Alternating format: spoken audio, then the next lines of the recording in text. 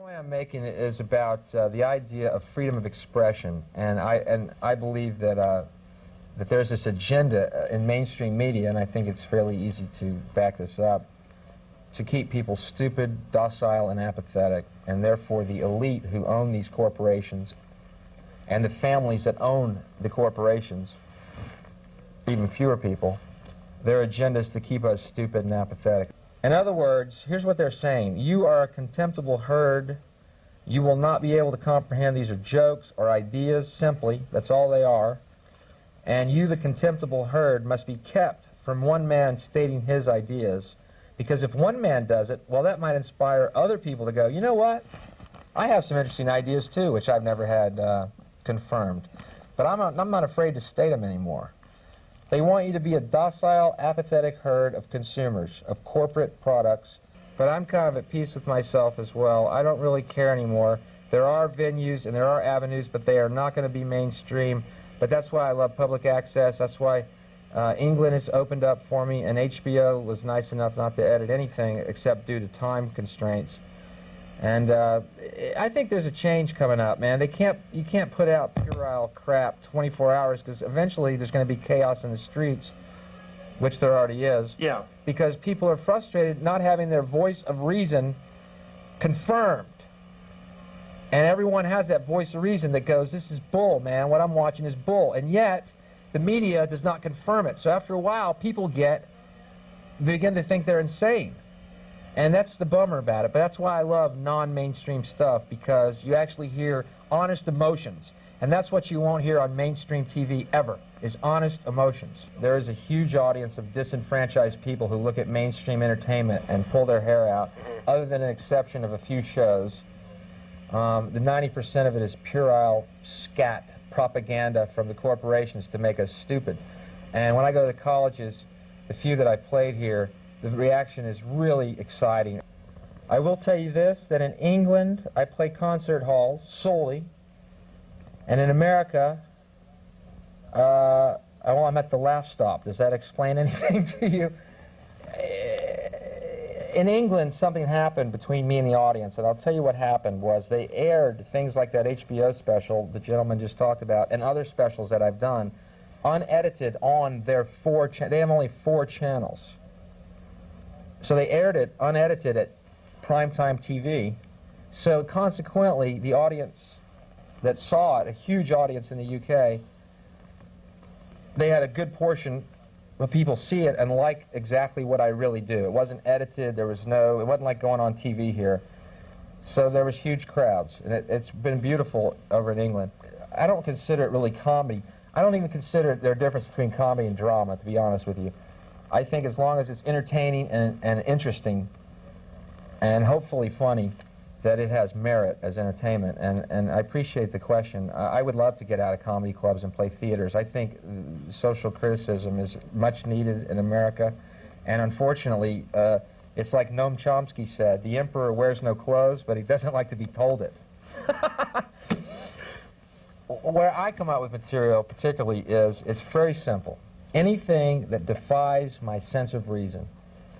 I don't look outside myself for answers. I kind of feel like everyone has a voice of reason inside them, and I believe that's been quelled to a large degree by our multimedia society that we live in. But anything that defies my voice of reason comes out, and you hold it up to the light of reason. That's the premise.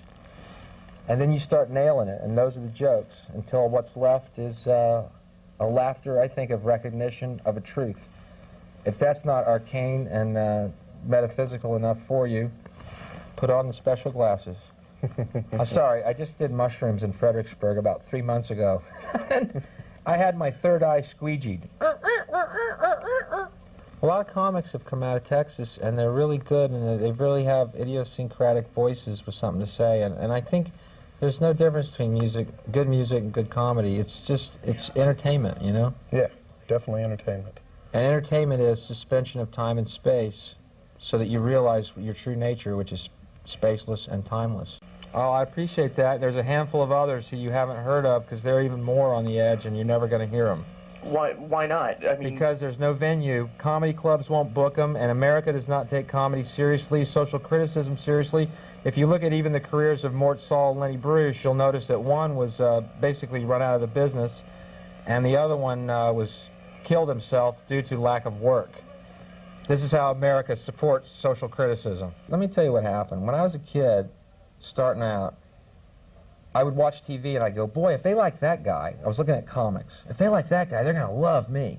And that was the impetus that led me to work on comedy and start and continue. And then you get out to Los Angeles and you come to the cold realization that from that kid's wish, boy, if they love this guy, they're going to love me. They don't want me. They don't want you if you have an idea that doesn't correspond to their propaganda.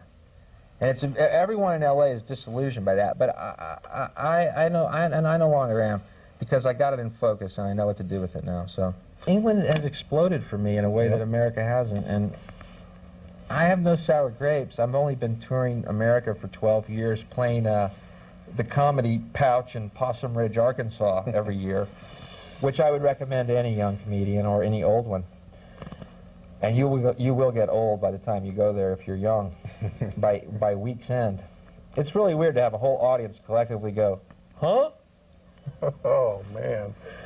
But anyway, I have no sour grapes, but England has taken off, and I'm just, you know, I go over there intermittently and tour, and we're doing a TV show over there starting in January. That's why this performance at the Laugh Stop will be my last performance. You know, I feel kind of dumb because I have retired more times than Sinatra, but this is for real. Clinton, he's a failure.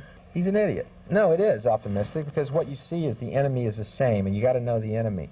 I knew he was a failure when he bombed Iraq with 22 cruise missiles for the alleged, here they are again, no proof, no evidence, assassination attempt against George Bush. We sent 22 cruise missiles in retaliation. I think that was a little overdone. We killed 6 innocent people. Again, a suggestion is embarrassed the Iraqis. How? We should have assassinated Bush and said, that's how you do it, towelhead, don't mess with us. And you see, if Bush had died, there would have been no loss of innocent life at all. Well, my take on any of the foreign affairs of the U.S. government is, at best, cynical and completely doubtful that their motives or our motives are anything other than the elite maintaining the status quo. As far as the Palestinians specifically, you know, they were there, they need their land, and Israel is a satellite of this country. We sell them nuclear weapons, and you can just imagine what kind of deal the Palestinians are going to get. Yeah. And as far as the other Somalia and Haiti, what we're doing is spreading democracy at gunpoint. In other words... Well, they'll have health care at least. Well, they're going to need it because McDonald's is going in first. The premise of the show, now hang with me. The show takes place, it's called The Counts of the Netherworld. And the premise of the show is that Carl Jung had a theory that all mankind shares a collective unconscious, which I agree with. Sure. But I don't think it's supposed to be unconscious. As the counts of this netherworld, we will be in a Victorian-era salon, which in my mind's eye is the center of our collective unconscious, where ideas are discussed, evolution is discussed, and the evolution of ideas is discussed. And we will have on guests who have enlightened us so that we can enlighten the audience so that the unconscious becomes conscious. That's the premise of the show. And the evolution of ideas. I'll tell you how this works. For instance, why is the drug czar of this country? Well, why do we have a drug czar? A. B. Why is he a cop? Why isn't he a guy who's been through recovery, who has experienced drug and alcohol addiction, and could perhaps deal with this problem through the eyes of compassion rather than the eyes of, well, whatever their eyes are, that you're breaking a law. People who are addicts are not criminals. In my mind's eye, they're sick. And I don't think throwing sick people in jail is going to heal them. See, that would be the evolution of an idea.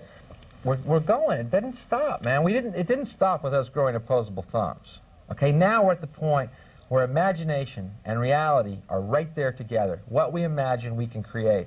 And that goes for heaven, and that goes for hell, and it is our choice, and we can do anything, literally.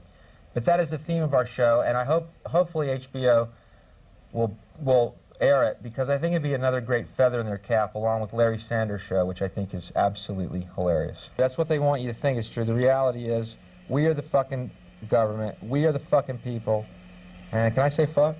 We are the fucking government, and I think there's going to be a change. We might go through hell for a couple more years because these fundamentalist Christians are fucking doing their agenda, and they're very organized.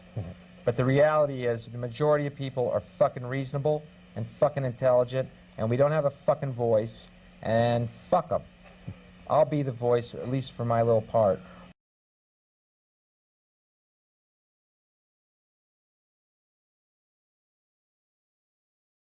But anyway, Can I leave now? Yeah, you can leave now, bro. He's out of here, man.